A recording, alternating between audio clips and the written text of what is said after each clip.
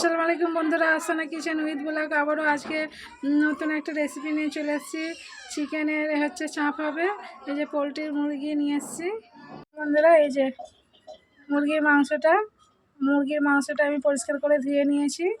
এই যে এতে কাজু কিশমিশ চাল মগজ এটাকে বেটে নিয়েছি, বাটা সিন দেখায়নি, প্রচণ্ড গরম বন্ধুরা, শিলনোড়ায় সব বেটে নিয়েছি। ওটা এলাচ লবঙ্গ দারচিনি সাজিরে সামরিচ ওটাকেও বেটে নিয়েছি শিলনোড়ায়। এটা কাঁচা হচ্ছে লঙ্কা আর পেঁয়াজ বেটে নিয়েছি। আচ্ছা, সাথে গোলাপ পানি, আচ্ছা ঘি, এবার নুন, লঙ্কার গুঁড়ো, ধনে গুঁড়ো, জিরে গুঁড়ো, এগুলো তো আছেই।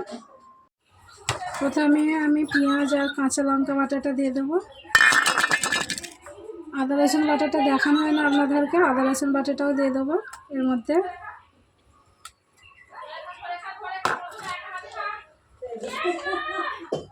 অল্প করে লঙ্কার গুঁড়ো দেবো,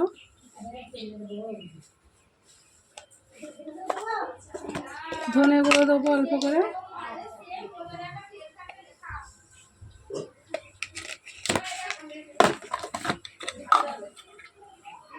জিরার গুঁড়ো দেবো 1 চামচ দিয়ে দিয়েছি, নুন পরিমাণ মতো দেবো,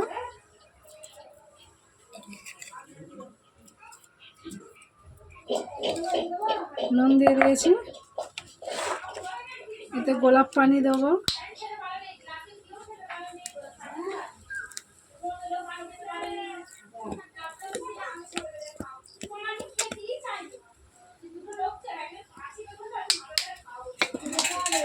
এই যে কাজু কিশমিশ এই চালমগজ এই বাটাটা দিয়ে দেবো,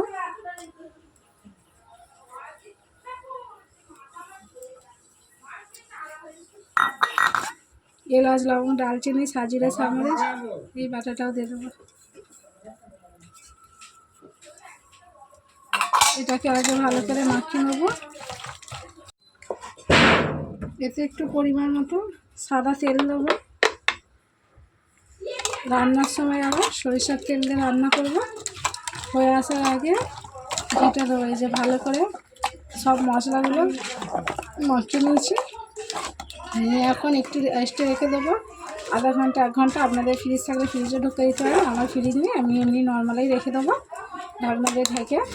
একটু তেজপাতা দিয়ে দেবো, তেজপাতাটা দিয়ে রেখে দেবো এর মধ্যে, ঢাকনা দিয়ে ঢেকে রেখে দেবো। এবার চুলোটা জ্বালিয়ে নিয়েছি, চুলার মধ্যে কড়াই বসিয়ে দিচ্ছি। চিকেনের চাপটা তৈরি করব। গরম হয়ে গেছে, কড়াইয়ের মধ্যে আমি সরিষার তেল দিয়ে দিচ্ছি।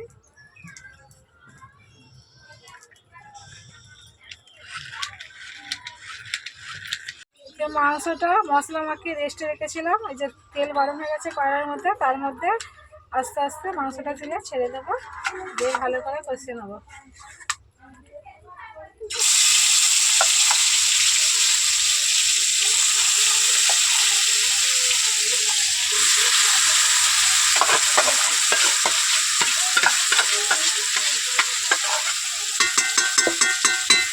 ভালো করে নেড়ে চেড়ে কষে নেবো। সব মাংসগুলো আমার তেলের মধ্যে দেওয়া হয়ে গেছে, এবার মাংসটাকে ভালোভাবে কষিয়ে নেবো।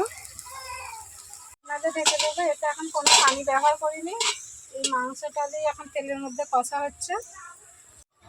আবারও ঢাকনাটা খুলে নেড়ে চেড়ে দেবো। একটু ঘন ঘন নেড়ে চেড়ে দিতে হবে, নাহলে মশলাগুলো তলায় বসে যেতে পারে। একটুকু পানি ব্যবহার করিনি, তেলের মধ্যেই কষা হচ্ছিলো। এর মধ্যে যে সব মশলাগুলো আছে ধুয়ে অল্প করে একটু পানি দিয়ে দেবো, আবার একটু ভালো করে কষিয়ে নেবো। ঢাকনাটা দিয়ে ঢেকে দেবো। আবার ঢাকনাটা খুলে নেবো, খুলে ভালো করে নেড়ে দেবো। আমার মাংসটা পুরো কষানো হয়ে গেছে, এবার এর মধ্যে পানি দিয়ে দেবো। তেল পুরো ওপর দিকে ভাসছে, বুঝতেই পারছেন। এর মধ্যে পানি ঢেলে দেবো। এর মধ্যে পানি দিয়ে দিচ্ছি মাংসটা সিদ্ধ করার জন্য। পানি দিয়ে ভালো করে নেড়েছে দিয়ে ঢাকনাটা ঢেকে দেবো।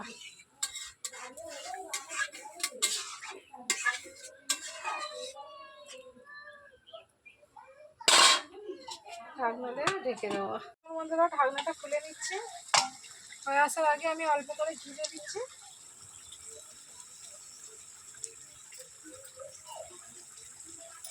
ঘি দেওয়া হয়ে গেছে। আবার একটু নেড়ে চেড়ে ঢাকনাটা ঢাকা দিয়ে দেবো। আপনাদেরকে দেখাবো তারপরে যখন নাড়াবার আগে।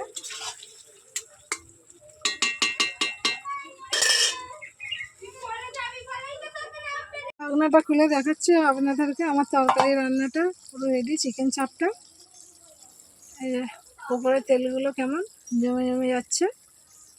এবার আমি ঢেলে নামিয়ে নেবো। আমি হাঁড়ির মধ্যে ঢেলে নিয়েছি। তরকারিটা কত সুন্দর লাগছে, কালারটাও যেমন লাগছে সুন্দর, খেতেও ততটা টেস্টি। আমি ভাত বেড়ে নিয়েছি, এবার আমি তরকারি বেড়ে নেবো। চিকেন চাপ, এটা চিকেনের চাপ করেছি। এটা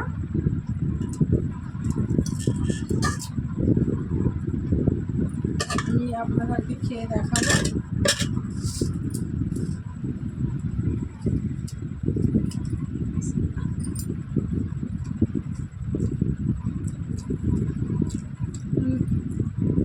আর আমের মাংস নিয়ে নিয়েছি।